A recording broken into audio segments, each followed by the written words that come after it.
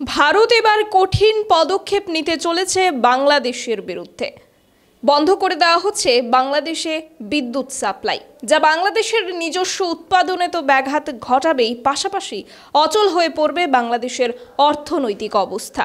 কিভাবে, সেটাই জানাবো আজকের আলোচনায়। নমস্কার, দেখছেন খবরের প্রতিবাদ। আমি শতরূপ আপনাদের সঙ্গে আজকের বিশেষ আলোচনা নিয়ে। বাংলাদেশে চলমান বিক্ষিপ্ত পরিস্থিতির জেরে এবার ধীরে ধীরে নড়ে চড়ে বসেছে ভারত সরকার। বাংলাদেশের সার্বিক বিদ্যুৎ চাহিদার অনেকটাই পূরণ করে ভারতবর্ষ। বিশেষ করে পূর্ব ঝাড়খণ্ডে নির্মিত আদানি পাওয়ারের একটি বিদ্যুৎ উৎপাদন কেন্দ্র থেকে সরাসরি 100% বিদ্যুৎ রপ্তানি হতো বাংলাদেশে। বরাদ্দকৃত যে মূল্য, সেই মূল্য দিয়ে বাংলাদেশ সরকার এই বিদ্যুৎ ক্রয় করে নিয়ে যেত। বাংলাদেশ ভারতের তুলনায় অনেকটাই ক্ষুদ্র একটি রাষ্ট্র হলেও সেখানে বিদ্যুতের প্রয়োজনীয়তা কিন্তু রয়েছে অনেকটাই, কারণ বাংলাদেশের বেশিরভাগ শিল্পপতিরাই তাদের গার্মেন্টস ব্যবসার জন্য প্রসিদ্ধ। গার্মেন্টসের প্রচুর কলকারখানা রয়েছে, যা পরিচালনা করতে গেলে প্রচুর সংখ্যক বিদ্যুতের চাহিদা রয়েছে সেখানে। আর বাংলাদেশ যে পরিমাণ বিদ্যুৎ উৎপাদিত হয়, তাতে বাংলাদেশের সম্পূর্ণ বৈদ্যুতিক চাহিদা পূরণ হয় না বলেই ভারতের ঝাড়খণ্ডে আদানি পাওয়ার থেকে সেই বিদ্যুৎ পাঠানো হতো।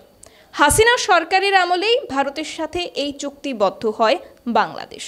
কিন্তু কোটা আন্দোলনকে ঘিরে বাংলাদেশ থেকে ভারতীয় পণ্য বয়কট এবং বর্তমান বাংলাদেশের যে অন্তর্বর্তীকালীন সরকার গঠিত হয়েছে, সেই সরকারকে ভারত বিরোধী মন্তব্য করতে বারংবার দেখা গেছে। তাই পরোক্ষভাবে এবার বাংলাদেশে এক প্রকার বিদ্যুৎ রপ্তানিতে বাধা তৈরি করে দিয়েছে ভারত সরকার।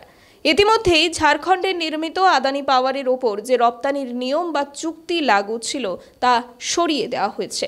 এবার থেকে এই পাওয়ার কোম্পানি থেকে ভারতেও পাওয়ার সাপ্লাই করতে পারবে আদানি।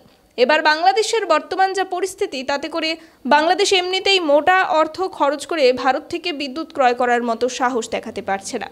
অন্যদিকে তাদের দাবি যে তাদের কাছে যথেষ্ট পরিমাণে নিজস্ব উৎপাদিত বিদ্যুৎ মজুদ রয়েছে, সুতরাং ভারত থেকে তাদের কোনো রকম বিদ্যুৎ ক্রয় করে নেওয়ার প্রয়োজনীয়তা নেই। সেক্ষেত্রে আদানি পাওয়ার সহজেই তার যে উৎপাদিত বিদ্যুৎ রয়েছে, সেটা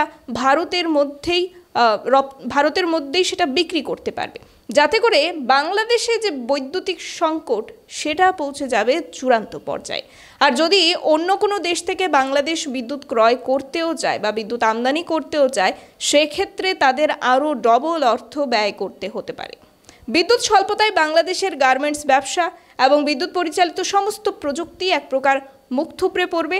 তার পাশাপাশি মুখ থুবড়ে পড়বে বাংলাদেশের গোটা অর্থনৈতিক পরিকাঠামো।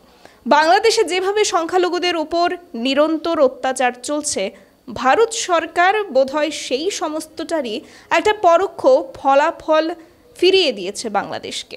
শুধু এটুকুই নয়, বিভিন্ন মহলে এখন বাংলাদেশি পণ্য বয়কটেরও ডাক উঠেছে।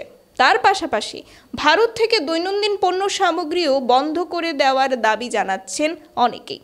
যদি এমনটা হয়, তবে নিঃসন্দেহে বাংলাদেশ আগামী দিনে যে ভীষণ রকম একটা বিরাট রকম সংকটের মুখে পড়বে, তাতে কিন্তু কোনো রকম সন্দেহ থাকে না। আপনাদের কি মতামত জানাবেন কমেন্ট সেকশনে, এবং আমাদের অন্যান্য গুরুত্বপূর্ণ আপডেটস দেখতে চোখ রাখবেন খবরের প্রতিবাদে। নমস্কার।